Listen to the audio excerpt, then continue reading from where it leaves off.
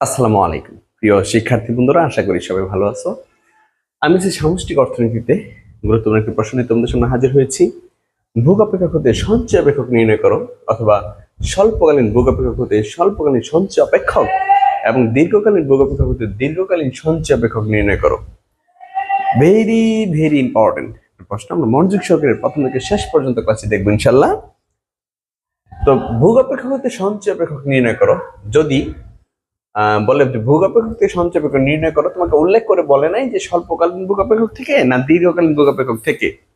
যদি এরকম উল্লেখটা না করে, যে স্বল্পকাল থেকে অথবা দীর্ঘকাল থেকে উল্লেখ যদি না করে, তাহলে আমরা স্বল্পকালীন বুক থেকে স্বল্পকালীন সঞ্চয় বের করে নিব, আবার দীর্ঘকালীন বুক থেকে দীর্ঘকালীন সঞ্চয় অপেক্ষক বের করে নিব।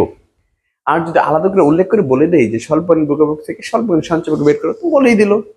দীর্ঘকালীন বিভাগ থেকে দীর্ঘকালীন সঞ্চয় বের করা তো বলেই দিল। যদি স্বল্পকাল বলে দিই স্বল্পকাল অ্যান্সার করবা, দীর্ঘকাল বলে দিয়ে দীর্ঘকাল অ্যান্সার করবা। আর যদি উল্লেখ না করে দেয়, শুধু বলে দেয় যে ভোগ অপেক্ষক হতে সঞ্চয় অপেক্ষক নির্ণয় করো, তাহলে মাস্ট বি তোমাকে স্বল্পকাল থেকে স্বল্পকালীন সঞ্চয় অপেক্ষক বের করতে হবে এবং দীর্ঘকালীন ভোগ অপেক্ষক থেকে দীর্ঘকালীন সঞ্চয় অপেক্ষক বের করতে হবে। ওকে, আমরা শুরু করি। আমরা ইনশাল্লাহ দুটি শিখবো, স্বল্পকালীন ভোগ থেকে স্বল্পকালীন সঞ্চয় অপেক্ষক এবং দীর্ঘকালীন ভোগ অপেক্ষক থেকে দীর্ঘকালীন সঞ্চয় অপেক্ষক শিখে নিব। অর্থাৎ ভোগ অপেক্ষক থেকে সঞ্চয় অপেক্ষক নির্ণয় করো, এই প্রশ্ন টোটালি আমরা শিখে নিব। শুরু করি। প্রথমে আমরা লিখবো স্বল্পকালীন ভোগ থেকে স্বল্পকালীন সঞ্চয় অপেক্ষক নির্ণয়।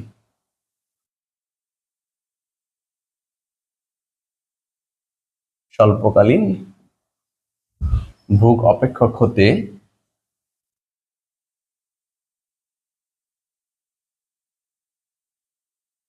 স্বল্পকালীন ভোগ অপেক্ষক হতে স্বল্পকালীন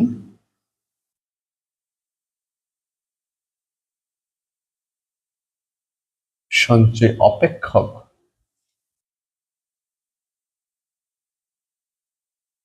নির্ণয়।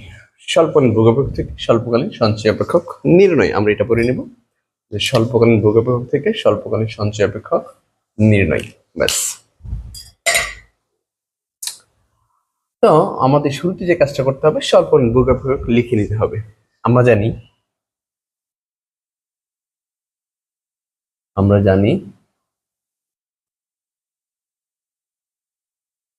স্বল্পকালীন ভোগ অপেক্ষক সি সমান এ প্লাস বিওয়াই। আমরা যে স্বল্পকালীন ভোগ অপেক্ষক সি সমান এ প্লাস বিওয়াই। আবার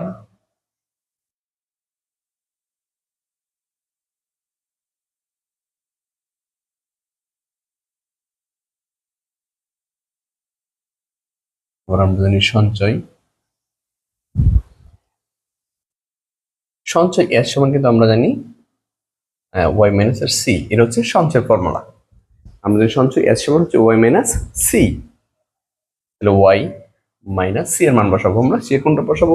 সি হচ্ছে কনজাম্পশন ভোগ, এই ওয়াই হচ্ছে আই, আর সি হচ্ছে ভোগ। আমরা জানি সঞ্চয় কাকে বলে? তোমার আই থেকে ভোগ ব্যয় দিলে যা থাকে সেটাই তোমার সঞ্চয়, তাই না? সঞ্চয় সূত্র হচ্ছে এর সমান ওয়াই মাইনাস সি। ইনকাম থেকে ভোগ ব্যয় বাদ দিলে, তুমি ইনকাম করো 10,000, ভোগ করছো 7,000, বাদ দিয়ে দিছো, রয়েছে কত? 3,000। এই 3,000 হচ্ছে কি সঞ্চয়। ঠিক আছে, এই আই থেকে আমি ভোগ ব্যয় দিলে যা পাবো সেটাই আমার সঞ্চয়। ওয়াই থেকে এখানে সি ভোগ অপেক্ষক লিখে নিব। কোন কালে? এটা স্বল্পকাল। যখন তুমি স্বল্পকালীন ভোগ থেকে স্বল্পকালীন সঞ্চয় বের করবা, অবশ্যই স্বল্পকালীন ভোগ অপেক্ষক এখানে লিখে নিবা এ প্লাস বিওয়াই। তো ওয়াই মাইনাস দ্বারা যদি গুণ করো, মাইনাসের এ মাইনাসের বিওয়াই, সেটা সামনে রাখো, প্লাস ওয়াই মাইনাস বিওয়াই মাইনাসের এ প্লাস। আমরা যদি এখান থেকে ওয়াই কমন নেই, তাহলে 1 মাইনাস বি ইন্টু ওয়াই। এখানে আসলে ওয়াইটা আগে না রেখে ওইটা পরে রাখবো, কারণ হচ্ছে তোমাকে যদি কখনো বি এর সাথে ওয়াই গুণ করতে বলে, তাহলে তুমি কখনো এ ওয়াই বি লিখবে না, তাই না? ছেদক বা সহগ যেটা থাকে, সহগ থাকে মূলত ধ্রুবক। সহগ কি হিসেবে থাকে? সহগ ধ্রুবক হিসেবে থাকে, ওই সহগটা চলকের সামনে থাকে। তো আমরা যদি ওয়াই কমন নেই, এখানে থাকতেছে এ ওয়াই চলে গেছে 1, আর এখানে ওয়াই চলে গেছে মাইনাসের বি। অতএব এর সমান মাইনাসের এ প্লাস 1 মাইনাসের বি ইন্টু ওয়াই, ইহাই স্বল্পকালীন সঞ্চয় অপেক্ষক।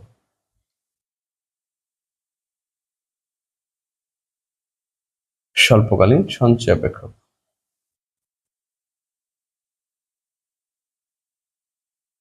ইহাই স্বল্পকালীন সঞ্চয় অপেক্ষক।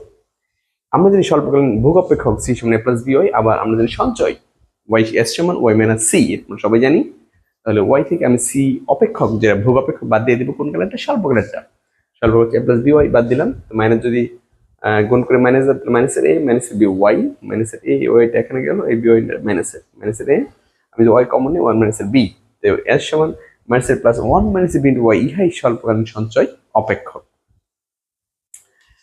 এইভাবে আমরা স্বল্পকালীন সঞ্চয় অপেক্ষক বের করে নেব। যদি কখনো পরীক্ষা আসে যে স্বল্পকালীন ভোগ অপেক্ষক থেকে স্বল্পকালীন সঞ্চয় অপেক্ষক নির্ণয় করো, তাহলে এইটুকু অ্যান্সার। ওকে, হ্যাঁ, একই সাথে যদি বলে দীর্ঘকালীন ভোগ থেকে দীর্ঘকালীন সঞ্চয় অপেক্ষক বের করো, যেটা আমি এখন বের করবো, আর যদি বলে ভোগ অপেক্ষক হতে সঞ্চয় অপেক্ষক বের করো, তাহলে দুটোই করতে হবে, স্বল্পকালটা করতে হবে এবং দীর্ঘকালটা করতে হবে, যেটা আমি পূর্বেই বলেছি। ওকে, এখন আমরা যেটা করব, দীর্ঘকালীন ভোগ অপেক্ষক।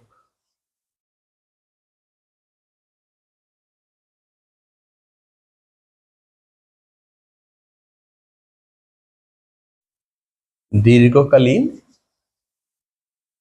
আমরা এখন দীর্ঘকালটা পড়ে নেব। দীর্ঘকালীন ভোগ অপেক্ষক হতে দীর্ঘকালীন সঞ্চয় অপেক্ষক নির্ণয়। দীর্ঘকালীন ভোগ অপেক্ষক থেকে দীর্ঘকালীন সঞ্চয় অপেক্ষক নির্ণয়।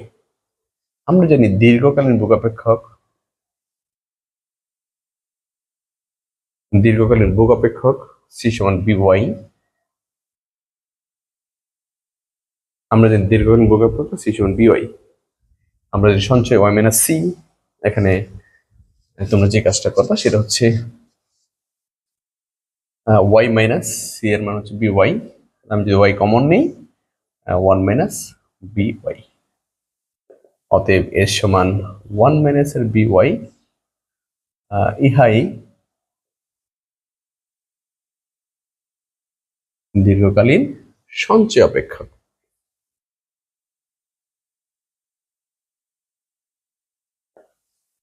ইহাই দীর্ঘকালীন সঞ্চয় অপেক্ষক।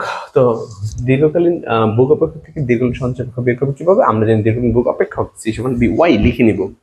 আবার আমরা যদি সঞ্চয় এর সমান ওয়াই মাইনাস সি, এটা সঞ্চয়ের সূত্র, তো আমরা ওয়াই বসাবো। এখন ভোগ অপেক্ষক বসিয়ে দিব, অপেক্ষক হচ্ছে বি ওয়াই, আমি যদি ওয়াই কমন নিই ওয়ান মাইনাস বি, তো এর সমান ওয়ান মাইনাস বি ওয়াই, ইহাই দীর্ঘকালীন সঞ্চয় অপেক্ষক। এভাবে আমরা দীর্ঘকালীন ভোগ থেকে দীর্ঘকালীন সঞ্চয় অপেক্ষক বের করে নিব। আশা করি সবাই বুঝতে পেরেছ। আমার ক্লাস যদি ভালো লাগে, তুমি তোমার বন্ধু বান্ধব সবাইকে আমার অনলাইন ক্লাসের বিষয়ে শেয়ার করো। ভালো থাকো, সুস্থ থাকো, আসসালামু আলাইকুম।